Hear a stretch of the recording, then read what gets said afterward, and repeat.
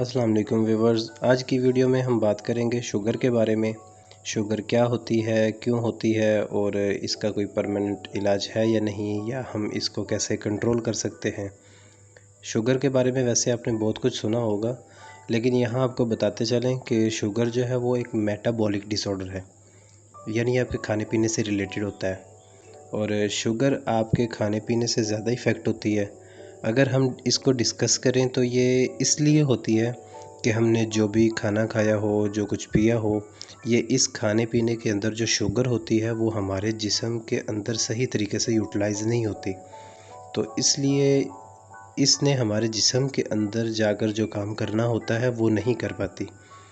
जैसा कि हम शुगर या शुगर से रिलेटेड अगर कोई चीज़ खा रहे हैं या कार्बोहाइड्रेट्स खाते हैं, तो वो हमारी बॉडी के अंदर जाकर हमारी बॉडी के हर सेल को ये एनर्जी देती है और ये शुगर का काम होता है। लेकिन जब आपको डायबिटीज़ हो जाती है तो इसमें ये होता है कि जो शुगर होती है वो अपना काम जो है वो छोड़ देती है करना। वो सही तरीके से अपना काम जो है वो नहीं कर पाती और हमारे जो बॉडी के अंदर सेल हैं उसको एनर्जी प्रोवाइड नहीं करती। तो फिर क्या होता है कि ये हमारी बॉडी के अंदर जो ब्लड होता है इसमें इंक्लूड होकर इंक्रीज़ होना शुरू हो जाती है। और ये एक इसका बेसिक सिनेरियो होता है। मतलब इस तरह से शुगर फिर वो बढ़ना शुरू हो जाती है। इसकी दो वजूहात होती हैं जो कि शुगर की अक़साम कहलाती हैं। और इसकी जो सबसे पहली और बड़ी वजह है वो हमारे जिस्म के अंदर जो लबलबा होता है वो इंसुलिन के नाम से हार्मोन बनाता है। और ये जो इंसुलिन बनती है, ये जो हार्मोन्स बनाते हैं वो हमारी बढ़ती हुई शुगर को रेगुलेट करते हैं और इस तरह ये शुगर को खून में बढ़ने से रोकते हैं और सेल तक ठीक तरह से इसको फिर पहुंचा देते हैं ताकि वो अपना काम ठीक तरीके से कर पाएँ।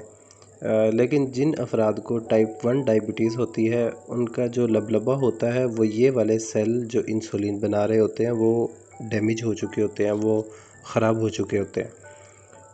और इस वजह से कुछ लोगों का जो है ये पैदाइशी इशू होता है, या फिर ये अपना काम ठीक तरीके से नहीं कर पाते। इनके कुछ सेल जो हैं वो डेड हो चुके होते हैं, या फिर ऑटोइम्यून डिजीज़ की वजह से जो है वो डिस्ट्रॉय हो चुके होते हैं। इसके बाद इंसुलिन वो नहीं बना पाते और इस तरह से इनका जो शुगर है वो हमारे ब्लड के अंदर जो है वो बढ़ जाता है।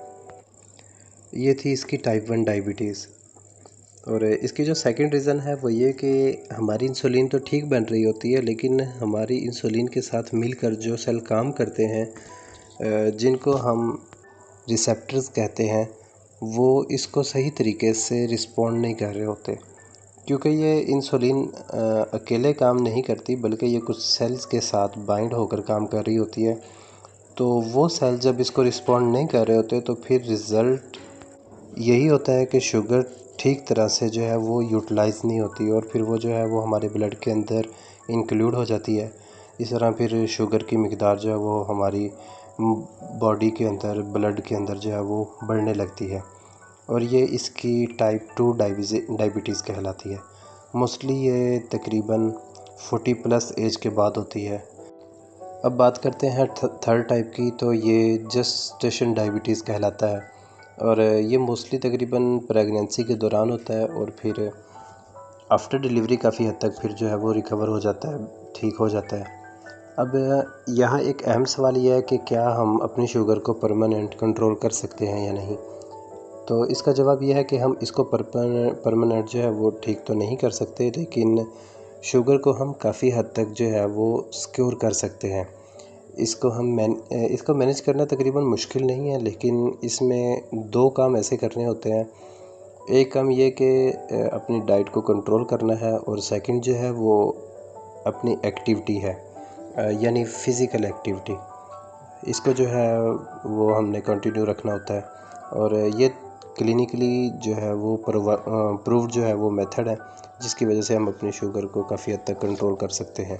सबसे अहम बात यह है कि हमने अपना लाइफस्टाइल जो है वो मॉडिफाई करना होता है। इसमें सबसे अहम जो है वो हमारी डाइट होती है जिस पे हमने फोकस करना होता है।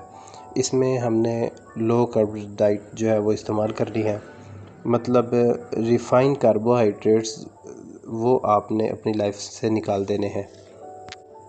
टाइप 1 वाले जो हैं वो इंसुलिन पर डिपेंड करते हैं, इसीलिए इनके लिए तो इंसुलिन ज़रूरी हो जाती है। सेकंड टाइप वाले जो है वो अपनी डाइट पर अगर फोकस करें, लो कार्ब डाइट लें, लो जीआई डाइट लें। लो जीआई डाइट ये होती है कि लो ग्लाइसेमिक इंडेक्स, ये वाली अगर डाइट लें, ये वाले खाने खाएं, इससे हम जो है वो अपनी शुगर को कंट्रोल कर सकते हैं। और लो जीआई वाले खाने वो होते हैं जो कि फ़ौरन से ब्लड के अंदर शामिल होकर शुगर के लेवल को नहीं बढ़ाते, लेकिन इसकी पूरी एक लिस्ट है जो नेट पे अवेलेबल है, वो वहाँ से आप देख सकते हैं।